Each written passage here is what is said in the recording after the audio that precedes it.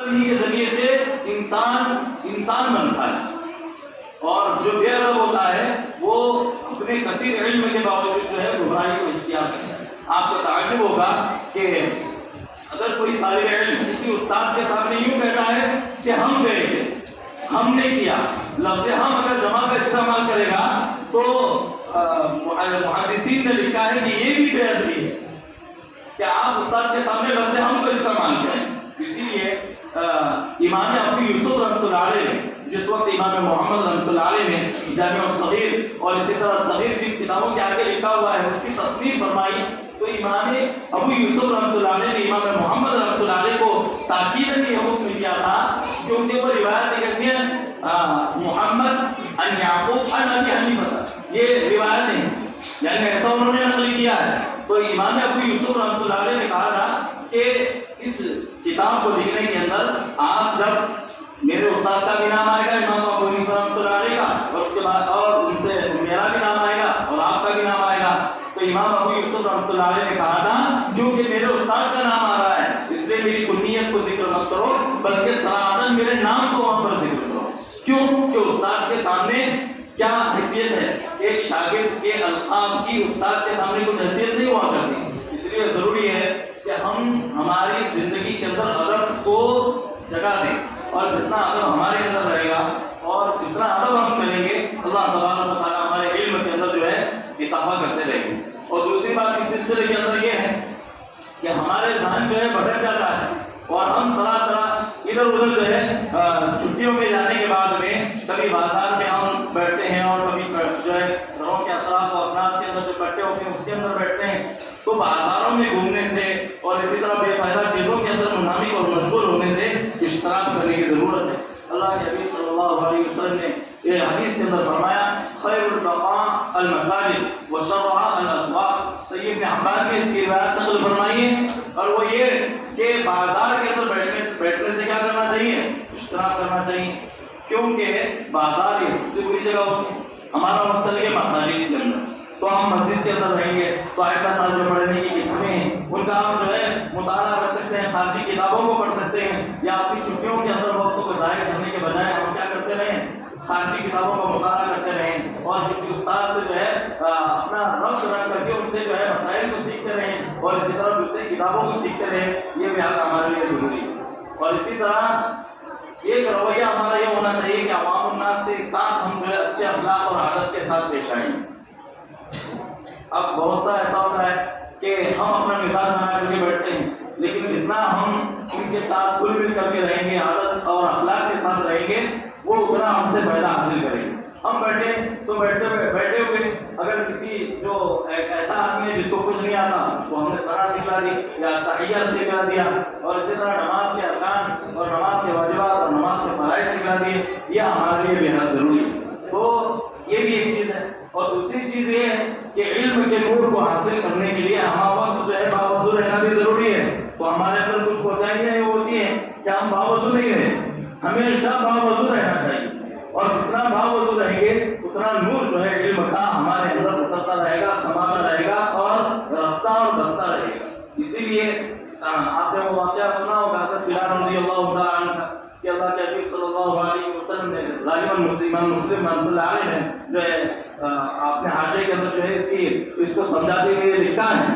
کہ آپ صلی اللہ علیہ وسلم نے یہ بات کہی تھی کہ آپ بلال کون سا عمل کرتے ہیں کہ میں نے جنت میں ہمارے سے جو ہے میں نے جنت میں آپ کی جو ہے جوتوں کی آواز کو سنایا، ایسے کچھ الفاظ امام مسلم رحمۃ اللہ علیہ حدیث کے نقل فرمائے۔ تو انہوں نے کہا کہ اللہ کے حبیب صلی اللہ علیہ وسلم میرا عمل تو کچھ اتنا نہیں ہے، لیکن جب بھی میں جو ہے میرا وضو ٹوٹ جاتا ہے تو میں وضو کر لیتا ہوں اور 2 رکعت نفل نماز پڑھ لیتا ہوں۔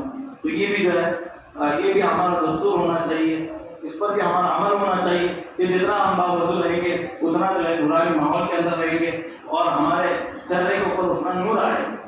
یہ بہت ساری ایسی چیزیں ہیں جسے ہم کرتے ہیں۔ اور دوسری بات یہ ہے کہ ہم اپنی سوچ کو بھی بڑا رکھتے ہیں۔ شروع سال کے اندر میں نے جو ہے وہ ٹڈے کا ایک واقعہ آپ کو بتا دیا تھا کہ بسا اوقات ایسا ہوتا ہے کہ آدمی جب ناکام ہوتا ہے تو ناکامی سے بہت ساری چیزوں کو سیکھ لیتا ہے۔ کبھی انسان جو ہے کوشش کر کے جیت جاتا ہے اور کبھی سیکھ جاتا ہے۔ کبھی کوشش کرنے کی وجہ سے انسان کی جیت ہو اور کبھی وہ کسی چیز کو سیکھ جاتا ہے.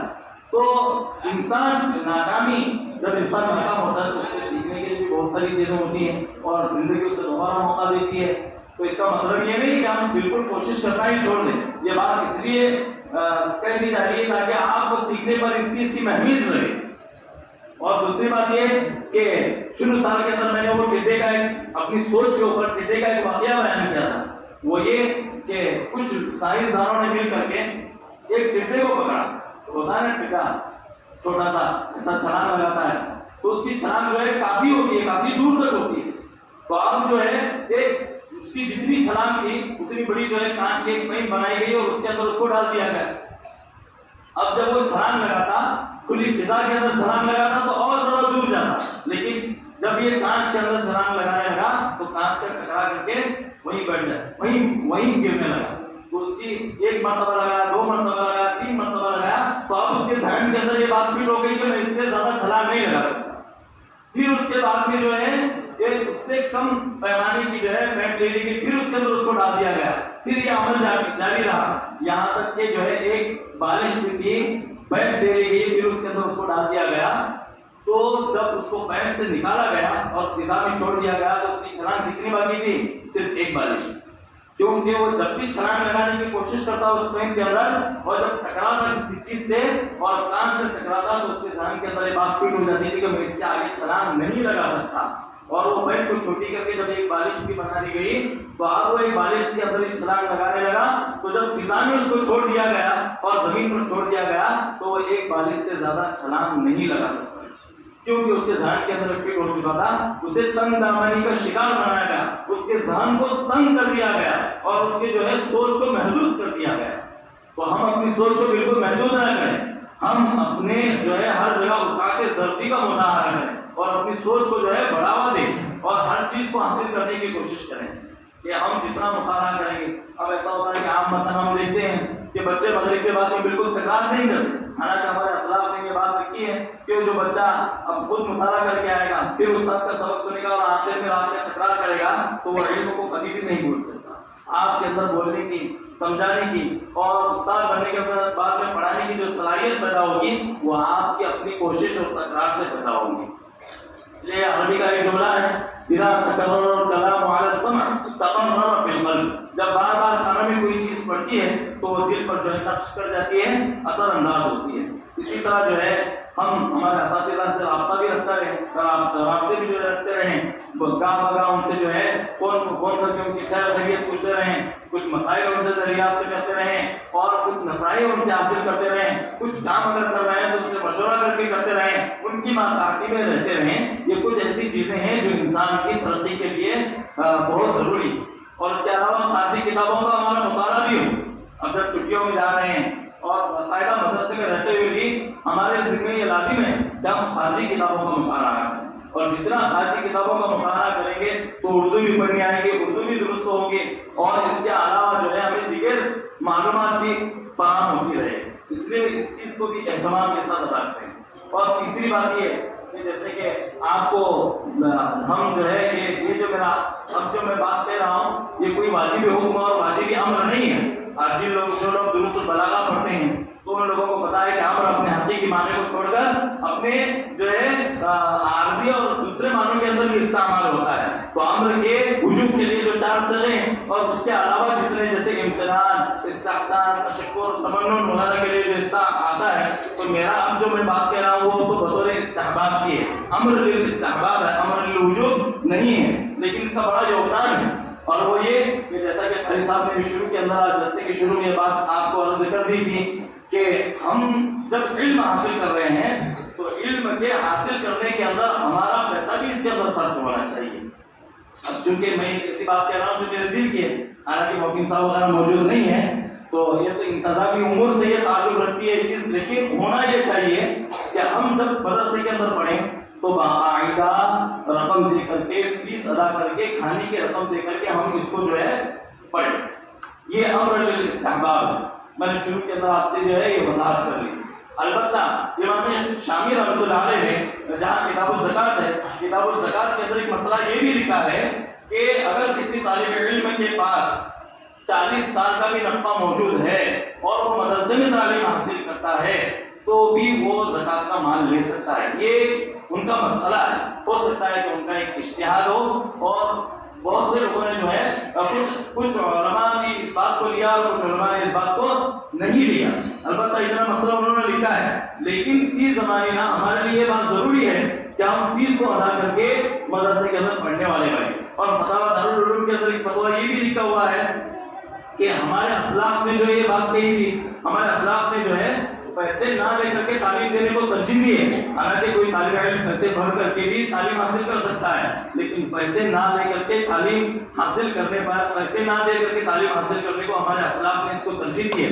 تو اس کی ایک وجہ یہ لکھی ہے کہ کسی طالب علم کے ذہن کے اندر یہ بات نہ آ جائے کہ بالغ ہونے کے بعد نہیں مجھے بھی پیسے لے کر کے ہی دین کی خدمت کرنا ہے. اس بات سے بچنے کے لیے انہوں نے اس کو ترجیح دی.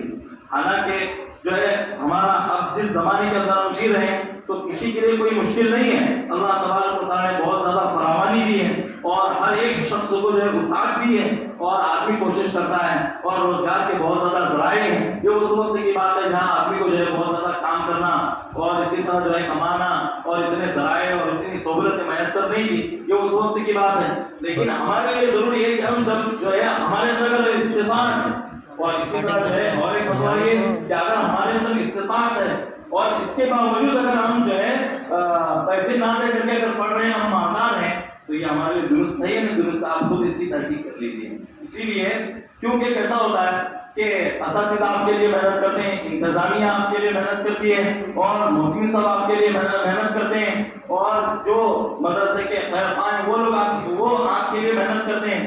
لیکن اگر آپ کا پیسہ لگ کر کے اگر تعلیم اگر حاصل ہو جائے گی تو اس سے آپ کے اندر ایک ہلچل پیدا ہوگی.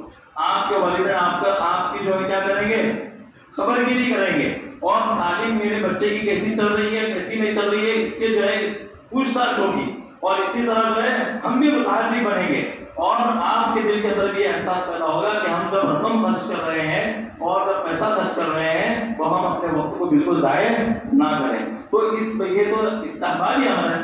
آپ جو ہے جائیں تو پھر آپ جو ہے اپنے والدین کی تشکیل کریں اور اسی طرح جو سرپرست ہیں وہ بھی جو ہے اس بات کو ذرا اچھی طرح ذہن نشین کر لیں.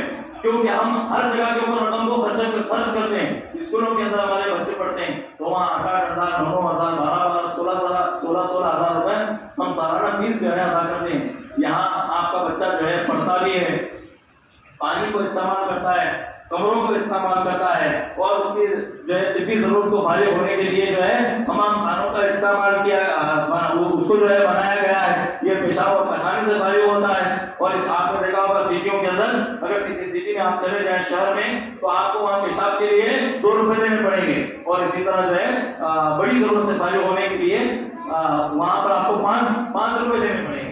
تو یہاں بچہ یہ بھی استعمال کرتا ہے اور پانی استعمال کرتا ہے، کھانا 3 دن اس کو دے دیا جاتا ہے. تو یہ چیزیں ہیں اس کو ذرا غور و فکر کرنے کی ضرورت ہے. اگر ہمارا مال اس کے اندر لگے گا تو اس کی اہمیت ہمارے اندر آئے گی. تو ہم بذات خود اپنے والدین کی تشکیل کریں یا ہمارے کوئی سرپرست ہیں تو ان کی ہم تشکیل کریں یا جو سرپرست نہیں آئے ہوئے ہیں اس بات کو ذرا جو ہے اچھی طرح ذہن نشین کر لیں کیونکہ ہمارا مال بالکل ضائع نہیں ہوگا. یہ اللہ کے راستے میں رہے گا. آپ کا بچہ سیکھے گا اور اس تعلیم حاصل کرے گا، دوسروں کو سکھلائے گا تو یہ آپ کے لیے صدقہ جاریہ بھی بنے گا اور آخرت کے اندر یہ آپ کے لیے توشہ بھی بنے گا. ہم جو ہے گناہوں کے کاموں میں اتنی ساری رقم خرچ کرتے ہیں اور اتنا پیسہ اس کے اندر لٹاتے اور لٹاتے رہتے ہیں.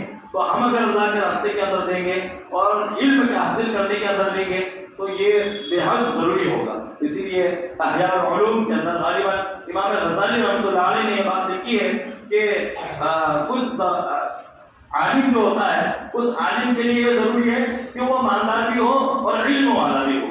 تو اس کی وجہ انہوں نے لکھی ہے کہ بسا اوقات عالم کے پاس علم ہوتا ہے، بہت زیادہ علم ہوتا ہے، کتابوں میں مہارت ہوتی ہے، بہت زیادہ ہوتا ہے، لیکن مال کے اعتبار سے اگر فقیر ہوتا ہے تو لوگ اس سے بھی فائدہ حاصل نہیں کر سکتے.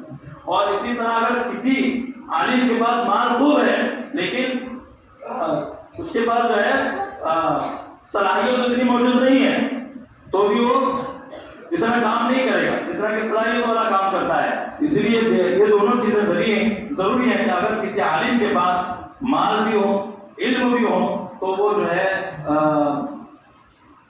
ایسی محنت کرے گا کہ اپنی سوچ کے اعتبار سے اور اصول اور حدود وجود کے اندر رہتے ہوئے وہ ہر ایک کے سامنے حق گوئی کے ساتھ اور بے باک ہو کر دین کی محنت کرنے والا بن سکتا ہے. یہ امام غزالی رحمۃ اللہ علیہ نے لکھا ہے. اس لیے ہمارے لیے ضروری ہے. اور اسی طرح جو ہے ہم جب آئیں یا جائیں تو اپنے اندر ایک عزم مسلم لے کر کے آئیں. ہمیں جو ہے تکرار کرنا ہے, کسی کتاب کو بھی چھوڑنا نہیں ہے, اور استاد کی تقریر کو اچھی طرح سننا ہے. ہمارے اندر جو ہے سوال کرنے کا جذبہ پیدا ہو کہ استاد نے یہ بات کہی اور فلاں کتاب کے اندر یہ بات لکھی ہوئی ہے, آپ یہ حدیث کے اندر یہ بات ہے, حالانکہ فلاں حدیث کے اندر یہ بات ہے. ہم اپنے ذہن کو کیا بنائیں, سوال کرنے والا بنائیں. جب تک سیکھنا اور سکھانا, یہ جتنا سوال کریں گے ہم تو اتنا ہمارے علم کے اندر کیا ہوتا رہے گا, اضافہ ہوتا رہے گا. اسی لیے تفتیش اور تحقیق کا جذبہ ہم اپنے اندر پیدا کریں. یہ کچھ ضروری باتیں جو ذہن کے اندر تھی میں نے آپ حضرات کے سامنے رکھ دی. اس پر جو ہے عمل کرنے کی کوشش کریں اور اس کو اپنے دل کے اندر جگہ دینے کی کوشش کریں. اور خصوصاً چھٹیوں کے اندر بھی اپنے اساتذہ سے رابطے کے اندر رہیں, اور ہر عمل اور ہر فعل کے اندر جو بھی کام آپ کو کرنا ہے اپنے اساتذہ سے پوچھ کر کے, اپنے بڑے ہیں ان سے پوچھ کر کے اور مشورہ کر کے اپنی زندگی کو بسر کرنے والے بنے. اللہ سبحانہ و تعالیٰ تمام عمل کی توفیق مرحمت فرمائے. وآخر دعوانا الحمدللہ.